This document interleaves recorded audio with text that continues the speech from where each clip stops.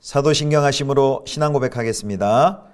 전능하사 천지를 만드신 하나님 아버지를 내가 믿사오며 그 외아들 우리 주 예수 그리스도를 믿사오니 이는 성령으로 잉태하사 동정녀 마리아에게 나시고 본디오 빌라도에게 고난을 받으사 십자가에 못 박혀 죽으시고 장사한 지 사흘 만에 죽은 자 가운데서 다시 살아나시며 하늘에 오르사 전능하신 하나님 우편에 앉아 계시다가 저리로서 산자와 죽은 자를 심판하러 오시리라. 성령을 믿사오며 거룩한 공예와 성도가 서로 교통하는 것과 죄를 사하여 주시는 것과 몸이 다시 사는 것과 영원히 사는 것을 믿사옵나이다. 아멘.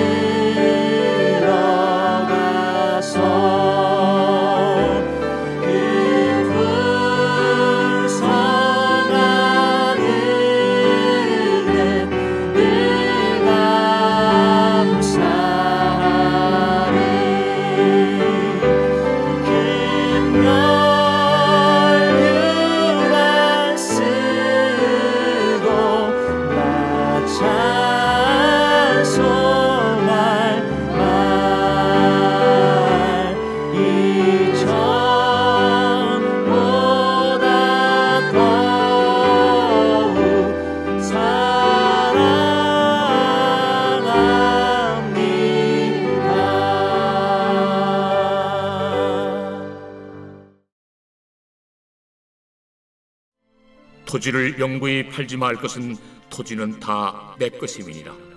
너희는 거류민이요 동거하는 자로서 나와 함께 있느니라.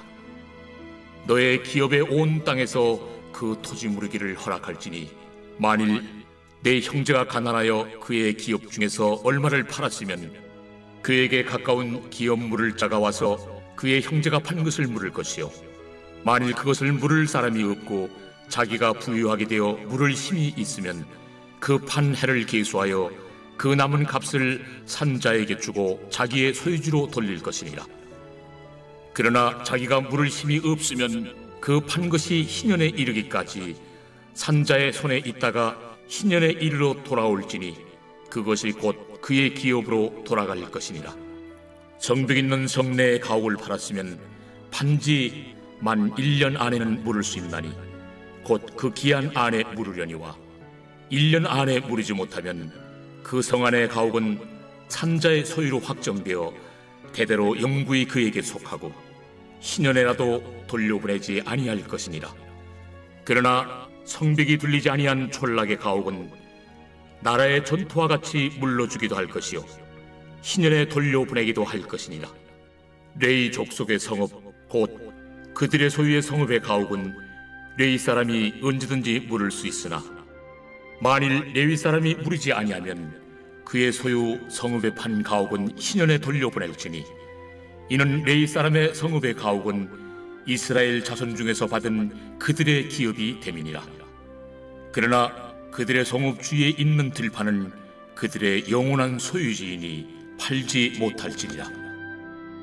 내 형제가 가난하게 되어 빈손으로 내 곁에 있거든 너는 그를 도와 거류민이나 동거인처럼 너와 함께 생활하게 하되 너는 그에게 이자를 받지 말고 내 하나님을 경외하여 내 형제로 너와 함께 생활하게 할 것인즉 너는 그에게 이자를 위하여 돈을 구워주지 말고 이익을 위하여 내 양식을 구워주지 말라. 나는 너희의 하나님이 되며 또 가나안 땅을 너희에게 주려고 애굽 땅에서 너희를 인도하여 낸 너희의 하나님 여호와이니라. 성도 여러분, 좋은 아침입니다. 오늘 광복절이네요. 주 안에서 좋은 또 쉼이 있는 하루 되시기를 축복합니다. 오늘 본문은 레위기 25장 23절에서 38절 말씀으로 땅은 하나님의 것이다 라는 제목으로 함께 하나님 말씀 묵상하겠습니다. 레위기 25장에는 희년 그리고 안식년의 법이 나옵니다. 이스라엘이 하나님으로부터 받은 선물인 가나안의 토지, 가옥, 그리고 종의 해방을 다루는 안식년과 희년 규례가 레위기 25장에 나와 있습니다. 안식년은 7년에 한 번씩 돌아오죠. 그리고 희년은 그 7년이 7번, 77에 49, 그 다음에 해인 이제 50년째가 희년입니다. 그래서 이 희년을 희년은 안식년의 안식년이다라고 그렇게 부르기도 합니다. 이제 안식년과 희년을 한마디로 간단하게 얘기하면요, 리셋이라고 할 수 있습니다. 우리가 어떤 리셋 버튼을 누른다라고 하죠. 이제 재설정하는 것이다라고 그렇게 이해할 수 있습니다. 모든 것이 원상복귀되는 날입니다. 권력과 채무로부터 인한 노예의 영구화를 해체하고 원상태로 돌리는 것이 바로 이 희년입니다. 먼저 23절, 24절에 보면 희년의 대원칙이 나와 있습니다. 제가 23절, 24절 읽겠습니다. 토지를 영구히 팔지 말 것은 토지는 다 내 것임이니라. 너희는 거류민이요 동거하는 자로서 나와 함께 있느니라. 너희 기업의 온 땅에서 그 토지 무르기를 허락할지니. 하나님께서 토지는 다 내 것입니다. 땅은 다 나의 것이다 라고 말씀을 하십니다. 가나안 땅과 그 땅의 모든 것의 영원한 주인이 하나님이시며 또 이스라엘 백성은 단지 무상으로 거기에 거주하는 세입자, 임시 거주자, 거류민인 것이죠. 햇빛, 또 비, 공기를 누가 독점적으로 자기 것이다 라고 주장을 할 수 없는 것처럼 토지도 마찬가지입니다.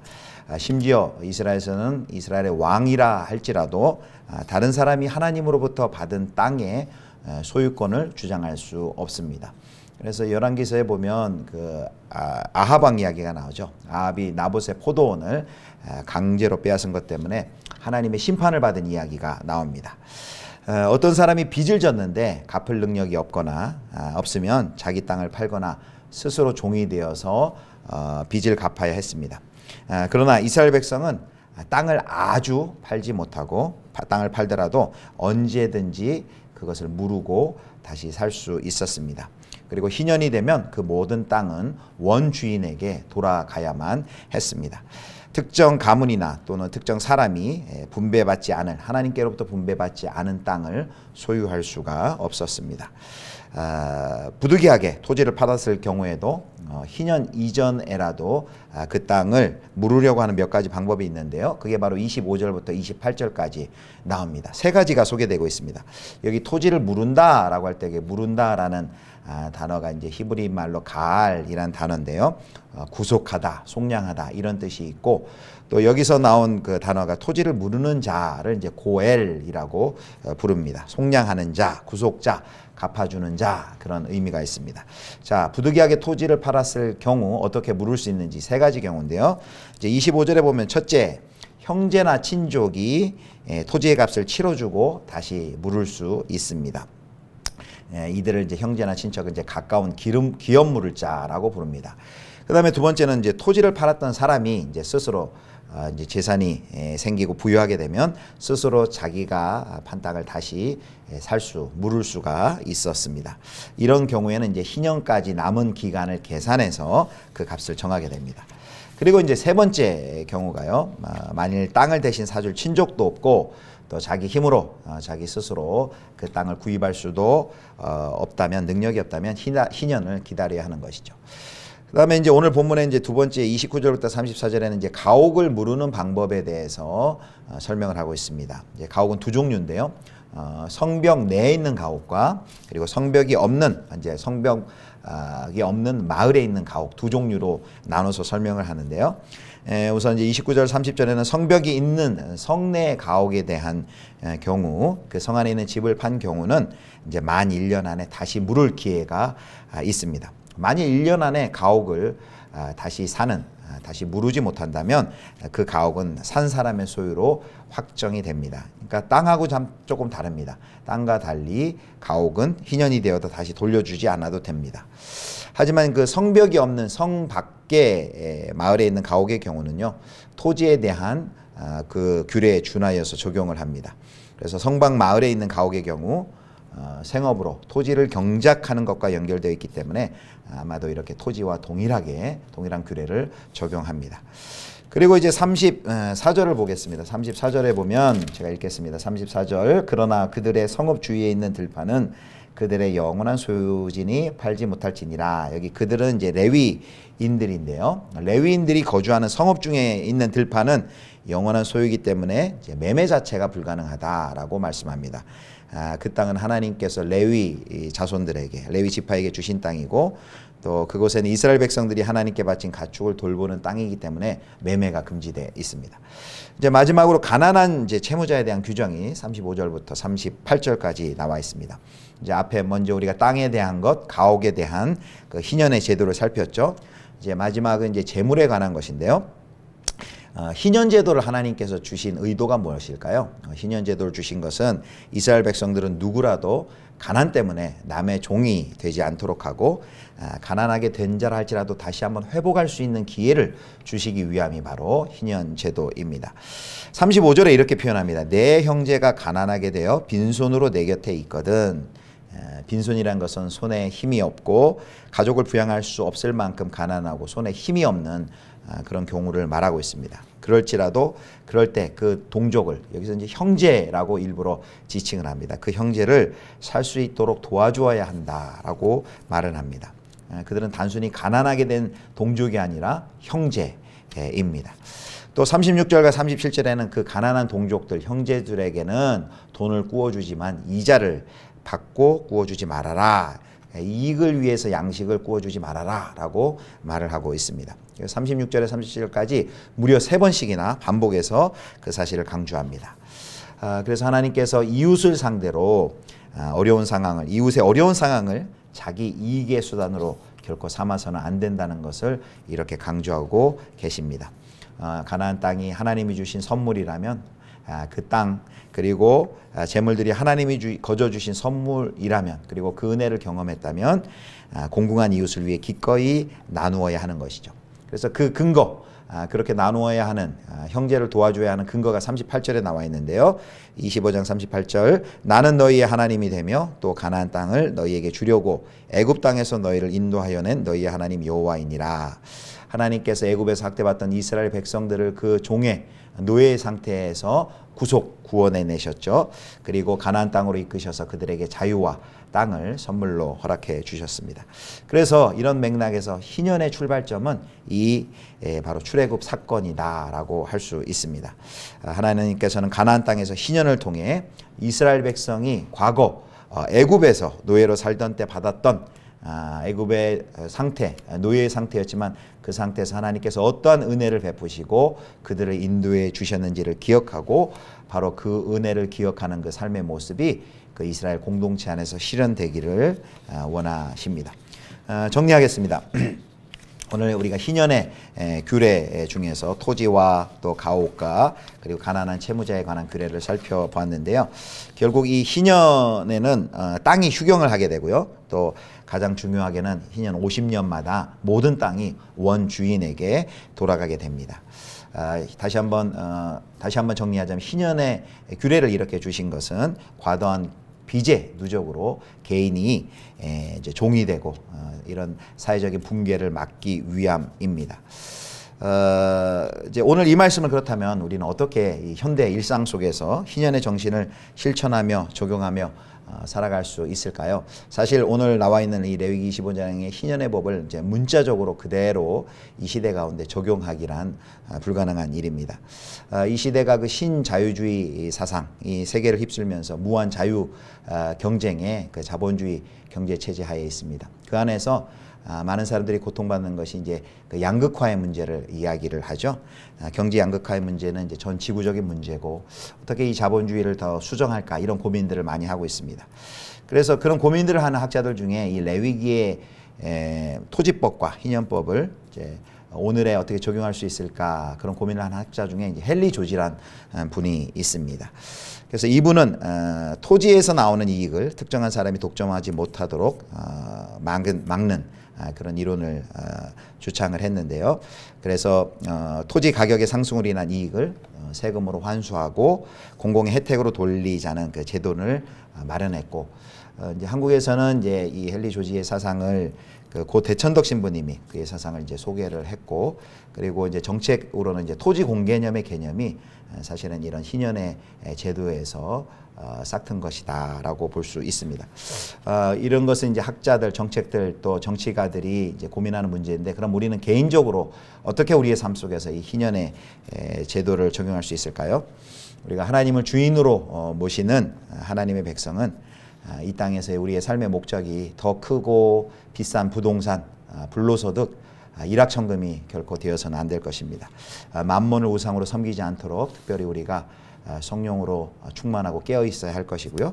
그래서 이 땅을 부를 쌓는 것의 수단으로 삼는 것은, 그리고 또 과도하게 땅을 차지하려는 그런 탐욕은 땅의 주인이신 하나님을 무시하는 처사이고, 그리고 이웃의 삶의 자리를 침해하는 범죄임을 우리가 늘 기억해야 합니다. 그리고 우리가 한 가지 희년의 제도를 생각하면서 꼭 기억해야 될 것이 있습니다. 그것은 희년의 궁극적인 성취는 우리의 진정한 구속자이신 예수님을 통해 이루어집니다. 아까 구속자가 고엘이라고 했는데, 바로 예수님께서 우리가 죄 때문에 사탄에게 팔린 영적 기업을 찾아주신 우리의 고엘, 바로 구속자이시죠. 그래서 우리는 믿음으로 바로 이 영적인 희년의 은혜 가운데 우리가 참여했고요. 그리고 또 본향을 바라보면서 이 영적인 안식의 완성을 우리가 기다리며 살아가는 자입니다. 그러므로 우리 예수 그리스도를 통한 구속자이신 예수 그리스도를 통해 고엘의 그 은혜를 경험한 우리는 이제 약자에 대한 혐오와 조롱의 목소리가 가득한 높아져가는 이 사회 속에서 우리가 받은 그 하나님의 구속의 고엘의 사랑과 은혜를 기억하면서 생존의 어려움을 겪는 우리의 동족들, 여기 레위기에서는 형제들이라 했는데 우리의 이웃들에게 그 하나님의 사랑을 베풀어야 합니다. 이번 폭우를 통해서도 많은 분들이 희생했는데, 그 가운데 그 신림동 반지하 주택에 살고 계신 가족이 침수로 사망하는 그 안타까운 그런 사고가 발생했습니다. 특별히 또 독실한 크리스천이었다라는 그런 기사도 보았습니다. 우리가 어떻게 우리의 이웃들을 도울 수 있을까요? 우리가 뭐 거창한 것은 아니지만 우리의 주변을 좀 훑어보고 우리가 작은 손이지만 우리의 손을 내미는 일을 우리와 우리 교회가 해야 할 것입니다.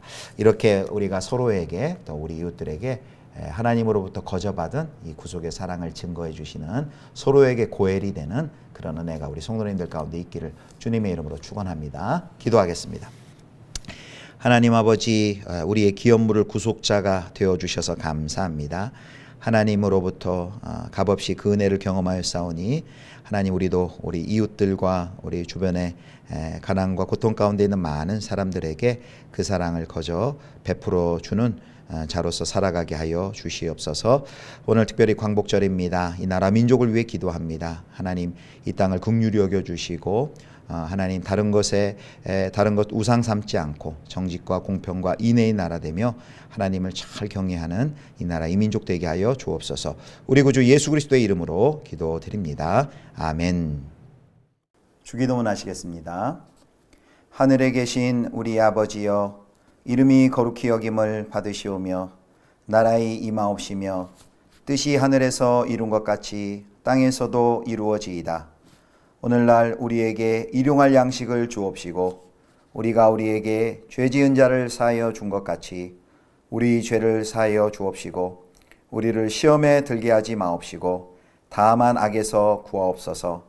대개 나라와 권세와 영광이 아버지께 영원히 있사옵나이다. 아멘.